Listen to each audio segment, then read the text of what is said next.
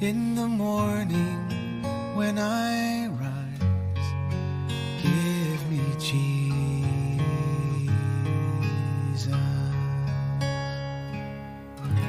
Well, hello again. Yesterday we talked a little bit about Timothy and how Paul had said, Timothy is the only one I can find to send to you because he's not concerned about his own interests. He's concerned about those of Christ Jesus. And so I got in your face a little bit. How about you? When you got up this morning, what was it that was on your mind? How are you spending your day today? What's most important to you today? Is it something of your own interest? Is it something about satisfying other men? Is it about building your bank account? Is it about stuff of this world? Because the reality is, if that's your focus, if that's your hope for the day, then you will be disappointed. The only way that we experience the abundant life is by having our life be wrapped up in the Lord. When Jesus is your life, see, Timothy had come to that place. When he is your life, then you are stepping into abundant life, rich life, a life that is hooked up with Jesus, walking with him in everything you do in your day. Well, let's pick up from there. I want to finish Philippians chapter 2 today. So I'm starting in verse 25 for today.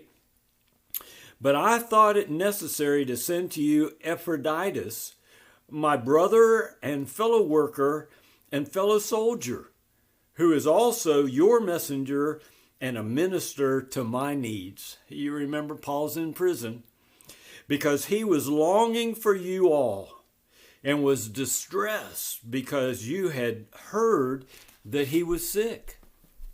Well, for indeed he was sick to the point of death. But God had mercy on him, and not on him only, but also on me, so that I would not have sorrow upon sorrow. Therefore, I have sent him all the more earnestly, so that when you see him again, you may rejoice, and I may be less concerned about you. Because you're worried about his health, I want to send him to you so that you'll see he's okay. Because, verse 29, receive him in the Lord with all joy, and hold men like him in high regard, because he came close to death for the work of Christ, risking his life to complete what was deficit in your service to me. Oh, you couldn't come to me, and so he came to me to show me how well you were doing. And see, that gave me joy. That built me up. But he, in serving the Lord in this way, oh, he came close to death. You remember in Mark chapter 16, verses 17 and 18 say this.